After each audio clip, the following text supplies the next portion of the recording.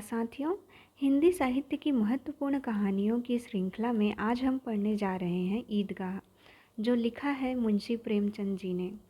मुंशी प्रेमचंद जी हिंदी साहित्य के बहुत ही जाने माने लेखक और प्रसिद्ध लेखक हैं।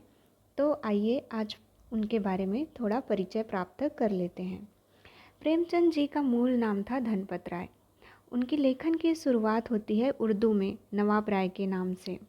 किसानों, दलितों, नारियों की वेदना और वर्ण व्यवस्था की कुरीतियों का मार्मिक चित्रण इनके साहित्य में दिखाई पड़ता है। वे साहित्य को स्वांतः सुखाय न मानकर सामाजिक परिवर्तन का एक सशक्त माध्यम मानते थे। समाज की वास्तविक स्थिति को पैनी दृष्टि से देखने की शक्ति रखते थे। इनकी भाषा बहुत सजीव, मुहावरेदार और बोलचाल के निकट की भाषा है। जो आज हम पढ़ने जा रहे हैं ईदगाह कहानी, वह जो है बाल मनोविज्ञान से संबंधित कहानियाँ हैं। हिंदी में बाल मनोविज्ञान से संबंधित कहानियाँ बहुत कम लिखी गई हैं। प्रेमचंद जी उन दुर्लभ कथाकारों में से हैं जिन्होंने पूरी प्रामाणिकता एवं तन्मयता के साथ बाल जीवन को अपनी कहानियों में जगह दी है। ईदगाह प्रेमचंद की इन्हीं विशेषताओं को अभिव्यक्त करने वाली प्रतिनिधि कहानी है। ग्रामीण मुस्लिम जीवन का सुंदर चित्र इसमें प्रस्तुत किया गया है। हामिद का चरित्र हमें बताता है कि अभाव उम्र से पहले बच्चों में कैसे बड़ों जैसी समझदारी पैदा कर देता है।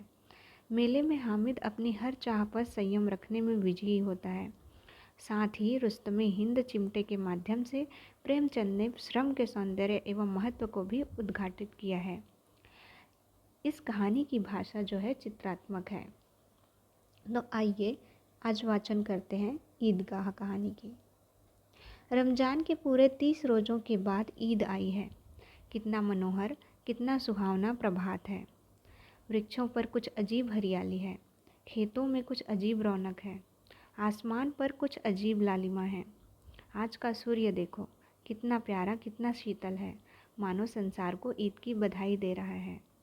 गांव में कितनी हलचल है। ईदगाह जाने की तैयारियां हो रही है। किसी के कुर्ते में बटन नहीं है, पड़ोस के घर से सुई धागा लेने दौड़ा जा रहा है। किसी के जूते कड़े हो गए हैं, उनमें तेल डालने के लिए तेली के घर भागा जाता है। जल्दी जल्दी बैलों को सानी पानी दे दें। ईदगाह से लौटते लौटते दोपहर हो जाएगा। 3 कोस का पैदल रास्ता, फिर सैकड़ों आदमियों से मिलना भेंटना। दोपहर के पहले लौटना असंभव है। लड़के सबसे ज़्यादा प्रसन्न हैं। किसी ने एक रोज़ा रखा है, वह भी दोपहर तक। किसी ने वह भी नहीं, लेकिन ईदगाह जाने की खुशी उनके हिस्से की चीज़ है। रोज़े बड़े बूढ़ों के लिए होंगे, इनके लिए तो ईद है। रोज़ ईद का नाम रटते थे, आज वह आ गई। अब जल्दी पड़ी है कि लोग ईदगाह क्यों नहीं चलते। इन्हें गृहस्थी की चिंताओं से क्या प्रयोजन। सेवइयों के लिए दूध और शक्कर घर में है या नहीं, इनकी बला से ये तो सेवइयाँ खाएंगे। वह क्या जाने कि अब्बा जान क्यों बदहवास चौधरी कायम अली के घर दौड़े जा रहे हैं। उन्हें क्या खबर कि चौधरी आज आंखें बदल ले तो यह सारी ईद मुहर्रम हो जाए। उनकी अपनी जेबों में तो कुबेर का धन भरा हुआ है। बार बार जेब से अपना खजाना निकाल कर गिनते हैं और खुश होते हैं। खुश होकर फिर रख लेते हैं। महमूद गिनता है, 1, 2, 10, 12। उसके पास 12 पैसे हैं। मोहसिन के पास 1, 2, 3, 8, 9, 15 पैसे हैं। इन्हीं अनगिनती पैसों में अनगिनती चीज़ें लाएंगे। खिलौने, मिठाइयाँ, बिगुल, गेंद और जाने क्या क्या। और सबसे ज़्यादा प्रसन्न है हामिद। वह 4-5 साल का गरीब सूरत दुबला पतला लड़का, जिसका बाप गत वर्ष हैजे की भेंट हो गया और माँ न जाने क्यों पीली होती होती एक दिन मर गई। किसी को पता न चला क्या बीमारी है। कहती तो कौन सुनने वाला था। दिल पर जो कुछ बीतती थी वह दिल में ही सहती थी, और जब न सहा गया तो संसार से विदा हो गई। अब हामिद अपनी बूढ़ी दादी अमीना की गोद में सोता है और उतना ही प्रसन्न है। उसके अब्बा जान रुपए कमाने गए हैं, बहुत सी थैलियाँ लेकर आएंगे। अम्मी जान अल्लाह मियाँ के घर से उसके लिए बड़ी अच्छी अच्छी चीज़ें लाने गई हैं, इसलिए हामिद प्रसन्न है। आशा तो बड़ी चीज़ है, और फिर बच्चों की आशा, उनकी कल्पना तो राई का पर्वत बना लेती है। हामिद के पाँव में जूते नहीं हैं, सिर पर एक पुरानी धुरानी टोपी है जिसका गोटा काला पड़ गया है, फिर भी वह प्रसन्न है। जब उसके अब्बा जान थैलियाँ और अम्मी जान नियामतें लेकर आएंगी तो वह दिल के अरमान निकाल लेगा। तब देखेगा महमूद, मोहसिन, नूरे और सम्मी कहाँ से उतने पैसे निकालेंगे। अभागिन अमीना अपनी कोठरी में बैठी रो रही है। आज ईद का दिन और उसके घर में दाना नहीं। आज आबिद होता तो क्या इसी तरह ईद आती और चली जाती। इस अंधकार और निराशा में वह डूबी जा रही है। किसने बुलाया था इस निगोड़ी ईद को। इस घर में उसका काम नहीं। लेकिन हामिद, उसे किसी के मरने जीने से क्या मतलब। उसके अंदर प्रकाश है, बाहर आशा। विपत्ति अपना सारा दलबल लेकर आए, हामिद की आनंद भरी चितवन उसका विध्वंस कर देगी। हामिद भीतर जाकर दादी से कहता है, तुम डरना नहीं अम्मा, मैं सबसे पहले आऊँगा, बिल्कुल न डरना। अमीना का दिल कचोट रहा है। गांव के बच्चे अपने अपने बाप के साथ जा रहे हैं। हामिद का बाप अमीना के सिवा और कौन है। उसे कैसे अकेले मेले जाने दे। उस भीड़ भाड़ में बच्चा कहीं खो जाए तो क्या हो। नहीं, अमीना उसे यूँ न जाने देगी। नन्ही सी जान, 3 कोस चलेगा कैसे। पैर में छाले पड़ जाएंगे। जूते भी तो नहीं हैं। वह थोड़ी थोड़ी दूर पर उसे गोद ले लेगी। लेकिन यहाँ सेवइयाँ कौन पकाएगा। पैसे होते तो लौटते लौटते सब सामग्री जमा करके चटपट बना लेती। यहाँ तो घंटों चीज़ें जमा करते लगेंगे।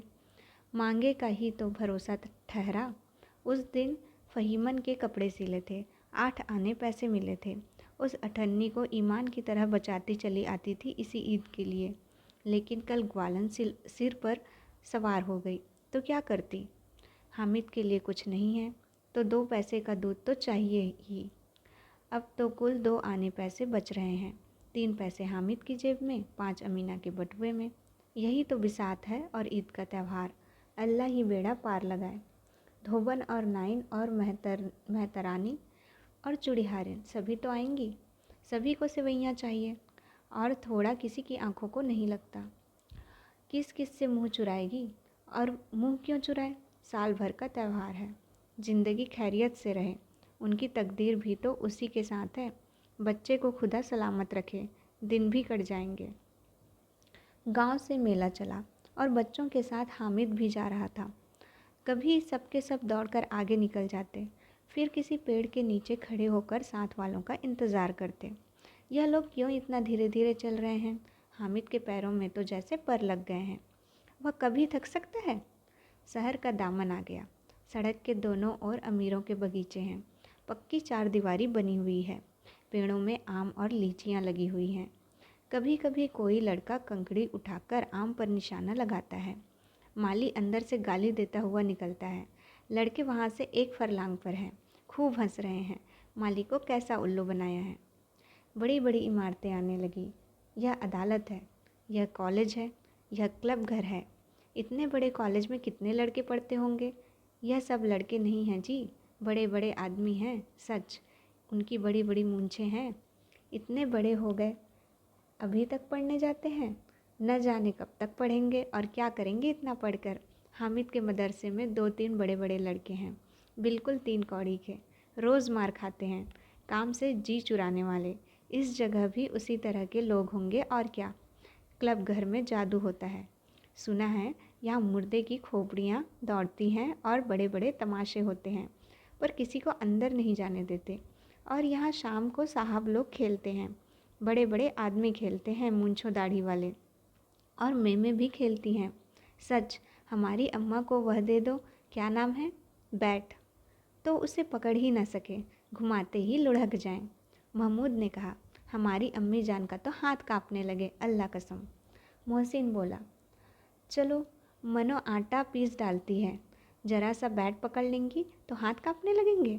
सैकड़ों घड़े पानी रोज़ निकालती है, 5 घड़े तो तेरी भैंस पी जाती है। किसी मेम को 1 घड़ा पानी भरना पड़े तो आंखों तले अंधेरा आ जाए। महमूद, लेकिन दौड़ती तो नहीं, उछल कूद तो नहीं सकती। मोहसिन, हाँ, उछल कूद नहीं सकती, लेकिन उस दिन मेरी गाय खुल गई थी और चौधरी के खेत में जा पड़ी थी तो अम्मा इतनी तेज़ दौड़ी कि मैं उन्हें न पा सका। सच। आगे चले।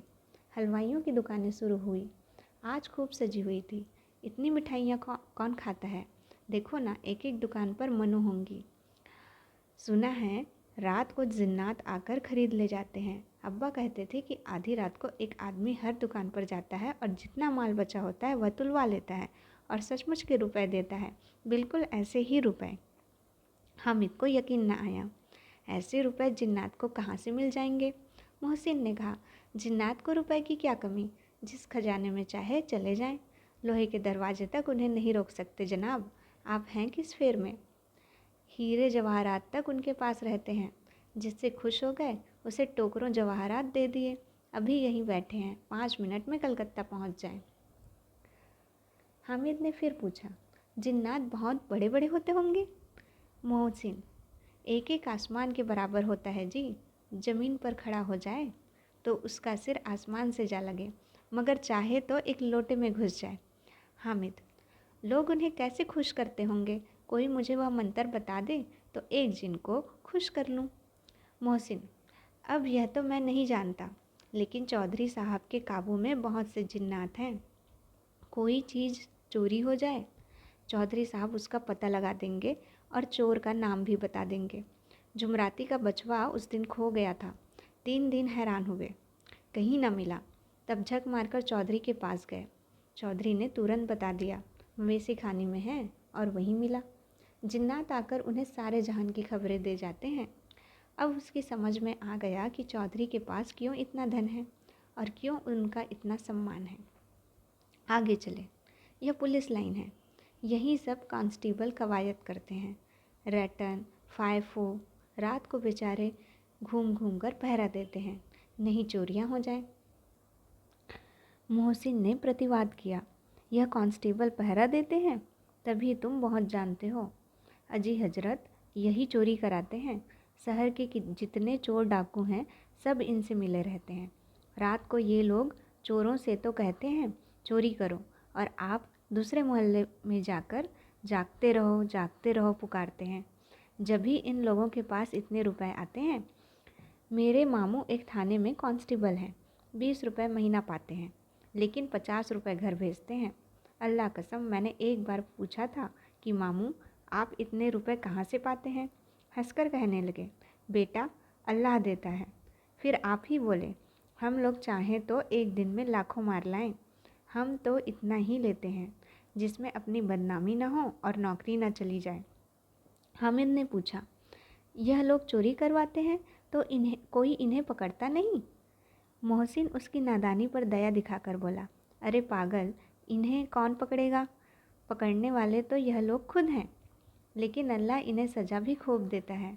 हराम का माल हराम में जाता है। थोड़े ही दिन हुए मामू के घर में आग लग गई। सारी ली पूंजी जल गई, एक बर्तन तक न बचा। कई दिन पेड़ के नीचे सोए, अल्लाह कसम पेड़ के नीचे। फिर न जाने कहाँ से 100 कर्ज लाए तो बर्तन भाड़े आए। हामिद, 100 तो 50 से ज़्यादा होते हैं। कहाँ 50 कहाँ 100। 50 एक थैली भर होता है, 100 तो 2 थैलियों में भी ना आए। अब बस्ती घनी होने लगी। ईदगाह जाने वालों की टोलियाँ नज़र आने लगी, एक से एक भड़कीले वस्त्र पहने हुए। कोई इक्के तांगे पर सवार, कोई मोटर पर, सभी इत्र में बसे, सभी के दिलों में उमंग। ग्रामीणों का यह छोटा सा दल अपनी विपन्नता से बेखबर संतोष और धैर्य में मगन चला जा रहा था। बच्चों के लिए नगर की सभी चीज़ें अनोखी थी। जिस चीज़ की ओर ताकते ताकते ही रह जाते, और पीछे से बराबर हॉर्न की आवाज़ होने पर भी न चेतते। हामिद तो मोटर के नीचे जाते जाते बचा। सहसा ईदगाह नज़र आया। ऊपर इमली के घने वृक्षों की छाया है, नीचे पक्का फर्श है जिस पर जाजिम बिछा हुआ है, और रोज़ेदारों की पंक्तियाँ एक के पीछे एक न जाने कहाँ तक चली गई हैं, पक्की जगत के नीचे तक, जहाँ जाजिम भी नहीं है। नए आने वाले आकर पीछे की कतार में खड़े हो जाते हैं। आगे जगह नहीं है। यहाँ कोई धन और पद नहीं देखता। इस्लाम की निगाह में सब बराबर हैं। इन ग्रामीणों ने भी वजू किया और पिछली पंक्ति में खड़े हो गए। कितना सुंदर संचालन है, कितनी सुंदर व्यवस्था। लाखों सिर एक साथ सिजदे में झुक जाते हैं, फिर सब के सब एक साथ खड़े हो जाते हैं, एक साथ झुकते हैं और एक साथ घुटनों के बल बैठ जाते हैं। कई बार यही क्रिया होती है, जैसे बिजली की लाखों बत्तियां एक साथ प्रदीप्त हों और एक साथ बुझ जाएं, और यही क्रम चलता रहे। कितना अपूर्व दृश्य था, जिसकी सामूहिक क्रियाएं विस्तार और अनंतता हृदय को श्रद्धा, गर्व और आत्मानंद से भर देती थी। मानो भ्रातृत्व का एक सूत्र इन समस्त आत्माओं को एक लड़ी में पिरोए हुए है। नमाज खत्म हो गई है, लोग आपस में गले मिल रहे हैं। तब मिठाई और खिलौनों की दुकानों पर धावा होता है। ग्रामीणों का यह दल इस विषय में बालकों से कम उत्साही नहीं है। यह देखो, हिंडोला है, 1 पैसा देकर चढ़ जाओ। कभी आसमान पर जाते हुए मालूम होंगे, कभी ज़मीन पर गिरते हुए। यह चरखी है, लकड़ी के हाथी, घोड़े, ऊँट छड़ों से लटके हुए हैं। 1 पैसा देकर बैठ जाओ और 25 चक्करों का मजा लो। महमूद और मोहसिन और नूरे और सम्मी इन घोड़ों और ऊँटों पर बैठते हैं।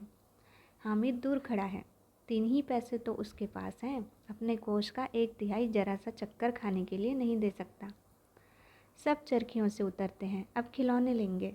इधर दुकानों की कतार लगी हुई है, तरह तरह के खिलौने हैं।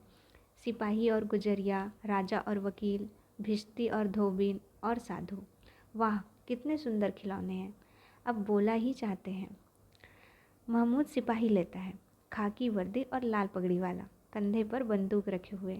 मालूम होता है अभी कवायद किए चला आ रहा है। मोहसिन को भिश्ती पसंद आया, कमर झुकी हुई है, ऊपर मशक रखे हुए हैं, मशक का मुंह एक हाथ से पकड़े हुए है। कितना प्रसन्न है, शायद कोई गीत गा रहा है, बस मशक से पानी उड़ेला ही चाहता है। नूरे को वकील से प्रेम है, कैसी विद्वता है उसके मुख पर।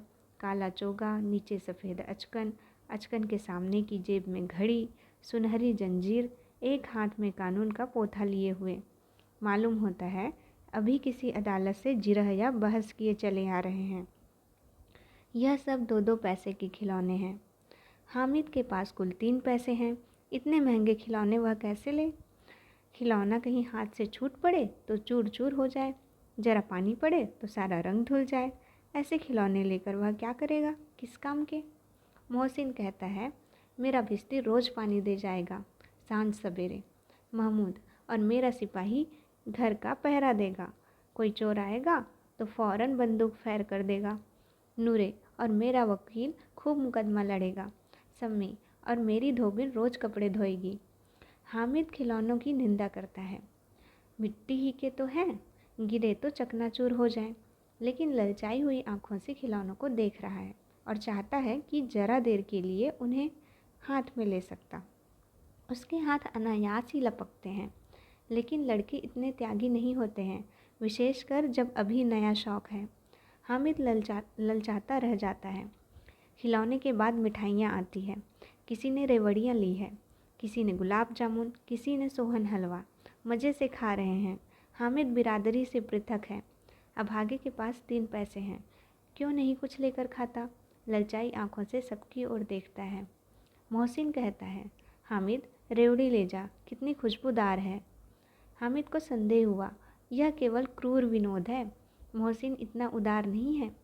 लेकिन यह जानकर भी वह उसके पास जाता है।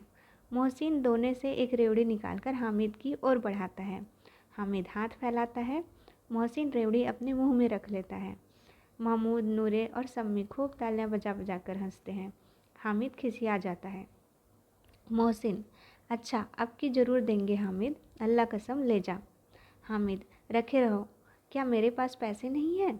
सम्मी, 3 ही पैसे तो हैं, 3 पैसे में क्या क्या लोगे? महमूद, हमसे गुलाब जामुन ले जाओ हामिद, मोहसिन बदमाश है। हामिद, मिठाई कौन बड़ी नेमत है, किताब में इसकी कितनी बुराइयां लिखी हैं। मोहसिन, लेकिन दिल में कह रहे होंगे कि मिले तो खा लें, अपने पैसे क्यों नहीं निकालते?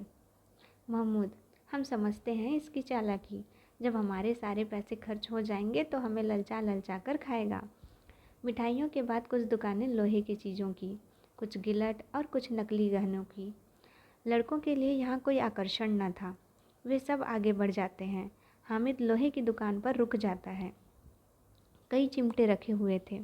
उसे ख्याल आया, दादी के पास चिमटा नहीं है। तवे से रोटियां उतारती हैं तो हाथ जल जाता है। अगर वह चिमटा ले जाकर दादी को दे दे तो वह कितनी प्रसन्न होंगी। फिर उनकी उंगलियां कभी न जलेंगी। घर में एक काम की चीज़ हो जाएगी। खिलौने से क्या फ़ायदा, व्यर्थ में पैसे खराब होते हैं।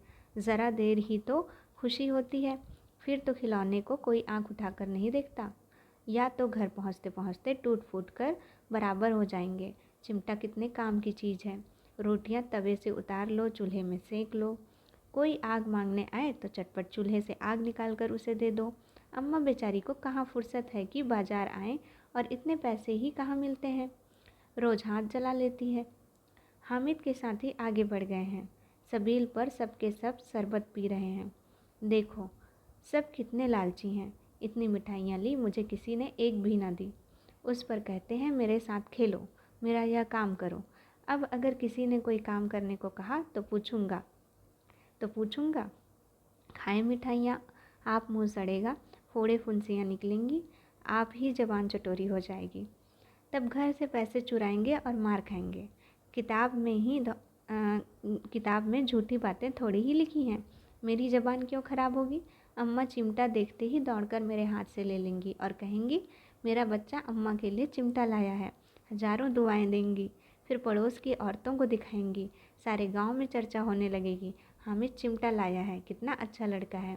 इन लोगों के खिलौने पर कौन इन्हें दुआएं देगा। बड़ों की दुआएं सीधे अल्लाह के दरबार में पहुंचती है और तुरंत सुनी जाती हैं। मेरे पास पैसे नहीं हैं। तभी तो मोहसिन और महमूद यूँ मिजाज दिखाते हैं। मैं भी इनसे मिजाज दिखाऊंगा। खेलें खिलौने और खाएं मिठाइयाँ। मैं नहीं खेलता खिलौने, किसी का मिजाज क्यों सहूँ। मैं गरीब सही, किसी से कुछ मांगने तो नहीं जाता। आखिर अब्बा जान कभी न कभी आएंगे, अम्मा भी आएंगी ही। फिर इन लोगों से पूछूंगा कितने खिलौने लोगे। एक एक को टोकरियां खिलौने दूं और दिखा दूं कि दोस्तों के साथ इस तरह सलूक किया जाता है। यह नहीं कि एक पैसे की रेवड़ियाँ ली तो चिढ़ा चिढ़ा कर खाने लगे। सब के सब हंसेंगे कि हामिद ने चिमटा लिया है। हंसे मेरी बला से। उसने दुकानदार से पूछा, यह चिमटा कितने का है। दुकानदार ने उसकी ओर देखा और कोई आदमी साथ न देखकर कहा, तुम्हारे काम का नहीं है जी। बिकाऊ है कि नहीं। बिकाऊ क्यों नहीं है, और यहाँ क्यों लाद लाए हैं। तो बताते क्यों नहीं कै पैसे का है। 6 पैसे लगेंगे। हामिद का दिल बैठ गया। ठीक ठीक बताओ। ठीक ठीक 5 पैसे लगेंगे। लेना हो लो, नहीं चलते बनो। हामिद ने कलेजा मजबूत करके कहा, 3 पैसे लोगे। यह कहता हुआ वह आगे बढ़ गया कि दुकानदार की घुड़कियाँ न सुने। लेकिन दुकानदार ने घुड़कियाँ नहीं दी, बुलाकर चिमटा दे दिया। हामिद ने उसे इस तरह कंधे पर रखा मानो बंदूक है, और शान से अकड़ता हुआ संगियों के पास आया। ज़रा सुने सब के सब क्या क्या आलोचनाएं करते हैं। मोहसिन ने हंसकर कहा, यह चिमटा क्यों लाया पगले, इससे क्या करेगा। हामिद ने चिमटे को ज़मीन पर पटक कर कहा, ज़रा अपना भिस्ती ज़मीन पर गिरा दो, सारी पसलियाँ चूर चूर हो जाएं। बच्चा की। महमूद बोला, तो यह चिमटा कोई खिलौना है। हामिद, खिलौना क्यों नहीं है, अभी कंधे पर रखा बंदूक हो गई, हाथ में ले लिया फ़कीरों का चिमटा हो गया। चाहूँ तो इससे मजीरे का काम ले सकता हूँ। एक चिमटा जमा दूँ तो तुम लोगों के सारे खिलौनों की जान निकल जाए। तुम्हारे खिलौने कितना ही जोर लगाएं, मेरे चिमटे का बाल भी बांका नहीं कर सकते। मेरा बहादुर शेर है चिमटा। सम्मी ने खंजरी ली थी। प्रभावित होकर बोला, मेरी खंजरी से बदलोगे, 2 आने की है। हामिद ने खंजरी की ओर उपेक्षा से देखा। मेरा चिमटा चाहे तो तुम्हारी खंजरी का पेट फाड़ डाले। बस एक चमड़े की झिल्ली लगा दी, ढप ढप बोलने लगी। जरा सा पानी लग जाए तो ख़त्म हो जाए। मेरा बहादुर चिमटा आग में, पानी में, आंधी में, तूफान में बराबर डटा खड़ा रहेगा। चिमटे ने सभी को मोहित कर लिया। लेकिन अब पैसे किसके पास धरे हैं। फिर मेले से दूर निकल आए हैं। 9 कब के बज गए। धूप तेज हो रही है, घर पहुंचने की जल्दी हो रही है। बाप से जिद भी करे तो चिमटा नहीं मिल सकता। हामिद है बड़ा चालाक, इसलिए बदमाश ने अपने पैसे बचा रखे थे। अब बालकों के 2 दल हो गए हैं। मोहसिन, महमूद, सम्मी और नूरे एक तरफ हैं और हामिद अकेला दूसरी तरफ। शास्त्रार्थ हो रहा है। सम्मी तो विधर्मी हो गया, दूसरे पक्ष से जा मिला। लेकिन मोहसिन, महमूद और नूरे भी हामिद से 1-1, 2-2 साल बड़े होने पर भी हामिद के आघातों से आतंकित हो उठे हैं। उसके पास न्याय का बल है और नीति की शक्ति।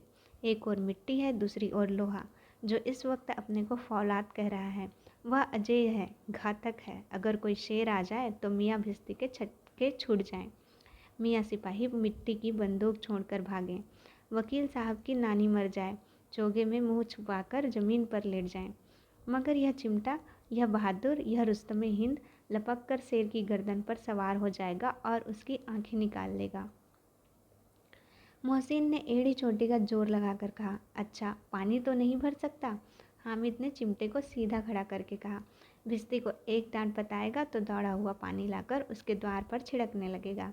मोहसिन परास्त हो गया, पर महमूद ने कुमुक पहुंचाई, अगर बचा पकड़ जाए तो अदालत में बंधे बंधे फिरेंगे, वह तो तब तो वकील साहब के पैरों पड़ेंगे। हामिद इस प्रबल तर्क का जवाब न दे सका। उसने पूछा, हमें पकड़ने कौन आएगा? नूरे ने अकड़ कर कहा, यह सिपाही बंदूक वाला। हामिद ने मुंह चिढ़ाकर कहा, यह बेचारे हम बहादुर रुस्तमे हिंद को पकड़ेंगे? अच्छा लाओ, अभी जरा कुश्ती हो जाए, इसकी सूरत देखकर दूर से भागेंगे, पकड़ेंगे क्या बेचारे। मोहसिन को एक नई चोट सूझ गई, तुम्हारे चिमटे का मुंह रोज आग में जलेगा। उसने समझा था कि हामिद लाजवाब हो जाएगा, लेकिन यह बात न हुई। हामिद ने तुरंत जवाब दिया, आग में बहादुर ही कूदते हैं जनाब। तुम्हारे यह वकील, सिपाही और भिश्ती लेडियों की तरह घर में घुस जाएंगे। आग में कूदना वह काम है जो यह रुस्तमे हिंद ही कर सकता है। महमूद ने एक जोर लगाया, वकील साहब कुर्सी मेज पर बैठेंगे, तुम्हारा चिमटा तो बावर्ची खाने में ज़मीन पर पड़ा रहेगा। इस तर्क ने सम्मी और नूरे को भी सजीव कर दिया। कितने ठिकाने की बात कही है पट्टे ने, चिमटा बावर्ची खाने में पड़ा रहने के सिवा और क्या कर सकता है। हामिद को कोई फड़कता हुआ जवाब न सूझा तो उसने धांधली शुरू की, मेरा चिमटा बावर्ची खाने में नहीं रहेगा। वकील साहब कुर्सी पर बैठेंगे तो जाकर उन्हें ज़मीन पर पटक देगा और उनका कानून उनके पेट में डाल देगा। बात कुछ बनी नहीं, खासी गाल गलौज थी, लेकिन कानून को पेट में डालने वाली बात छा गई। ऐसी छा गई कि तीनों सुरमा मुंह ताकते रह गए, मानो कोई धेलचा कनकौवा किसी गंडे वाले कनकौवे को काट गया हो। कानून मुंह से बाहर निकलने वाली चीज़ है, उसको पेट के अंदर डाल दिया जाना बेतुकी सी बात होने पर भी कुछ नयापन रखती है। हामिद ने मैदान मार लिया, उसका चिमटा रुस्तमे हिंद है। अब इसमें मोहसिन, महमूद, नूरे, सम्मी किसी को भी आपत्ति नहीं हो सकती। विजेता को हारने वालों से जो सत्कार मिलना स्वाभाविक है, वह हामिद को भी मिला। औरों ने 3-3, 4-4 आने पैसे खर्च किए, पर कोई काम की चीज़ न ले सके। हामिद ने 3 पैसे में रंग जमा लिया। सच ही तो है, खिलौनों का क्या भरोसा, टूट फूट जाएंगे। हामिद का चिमटा तो बना रहेगा बरसों। संधि की शर्तें तय होने लगी। मोहसिन ने कहा, जरा अपना चिमटा दो, हम भी देखें। तुम हमारा भिश्ती लेकर देखो। महमूद और नूरे ने भी अपने अपने खिलौने पेश किए। हामिद को इन शर्तों को मानने में कोई आपत्ति न थी। चिमटा बारी बारी से सबके हाथ में गया और उनके खिलौने बारी बारी से हामिद के हाथ में आए। कितने खूबसूरत खिलौने हैं। हामिद ने हारने वालों के आंसू पोंछे। मैं तुम्हें चिढ़ा रहा था, सच। यह चिमटा भला इन खिलौने की क्या बराबरी करेगा। मालूम होता है, अब बोले अब बोले।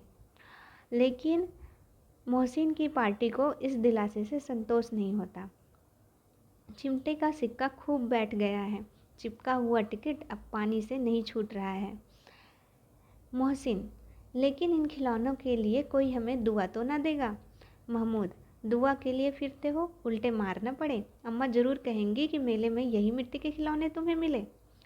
हामिद को स्वीकार करना पड़ा कि खिलौनों को देखकर किसी की माँ इतनी खुश ना होगी जितनी दादी चिमटे को देखकर होंगी।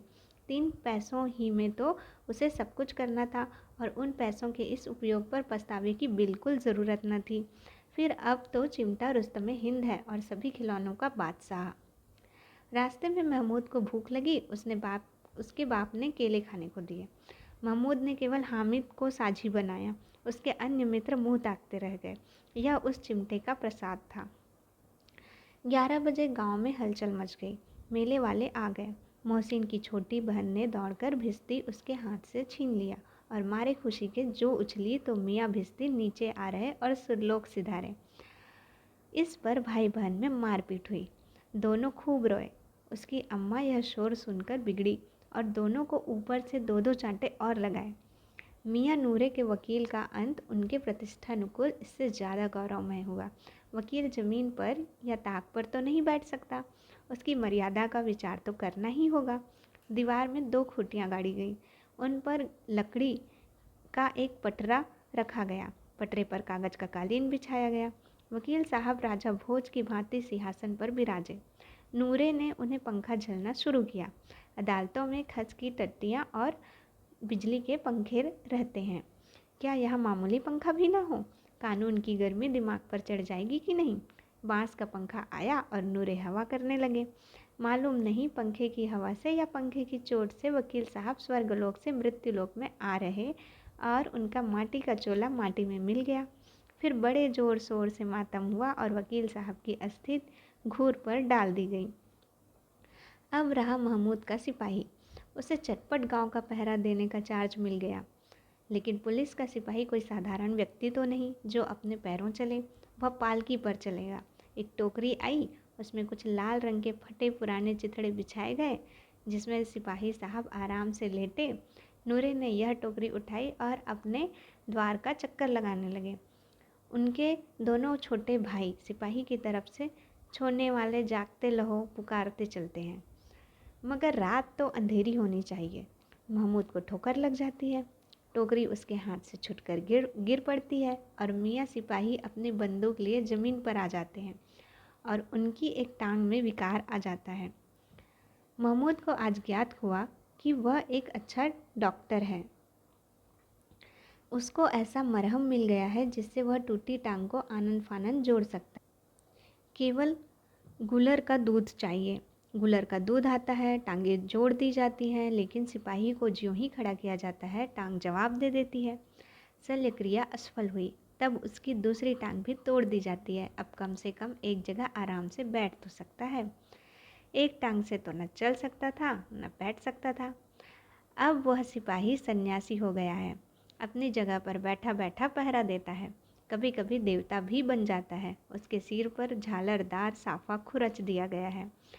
अब उसका जितना रूपांतर चाहो कर सकते हो। कभी कभी तो उससे बाट का काम भी लिया जाता है। अब मियाँ हामिद का हाल सुनिए। अमीना उसकी आवाज़ सुनते ही दौड़ी और उसे गोद में उठाकर प्यार करने लगी। सहसा उसके हाथ में चिमटा देखकर वह चौंकी। यह चिमटा कहाँ था? मैंने मोल लिया है। कै पैसे में? 3 पैसे दिए। अमीना ने छाती पीट ली। यह कैसा बेसमझ लड़का है कि दोपहर हुआ, कुछ खाया न पिया, लाया क्या? चिमटा? सारे मेले में तुझे और कोई चीज़ न मिली जो यह लोहे का चिमटा उठा लाया?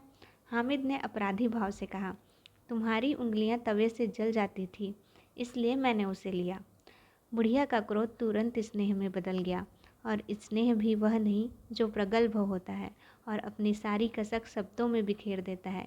यह मूक स्नेह था, खूब ठोस, रस और स्वाद से भरा हुआ। बच्चे में कितना त्याग, कितना सद्भाव और कितना विवेक है। दूसरों को खिलौने लेते और मिठाई खाते देखकर इसका मन कितना ललचाया होगा। इतना जब्त इससे हुआ कैसे? वहाँ भी इसे अपनी बुढ़िया दादी की याद बनी रही। अमीना का मन गदगद हो गया। और अब एक बड़ी विचित्र बात हुई, हामिद के इस चिमटे से भी विचित्र। बच्चे हामिद ने बूढ़े हामिद का पाठ खेला था। बुढ़िया अमीना बालिका अमीना बन गई। वह रोने लगी, दामन फैलाकर हामिद को दुआएं देती जाती थी और आंसू की बड़ी बड़ी बूंदें गिराती जाती थी। हामिद इसका रहस्य क्या समझता। इसी के साथ ख़त्म होती है आज की कहानी। उम्मीद है कि आप सबको ज़रूर पसंद आई होगी।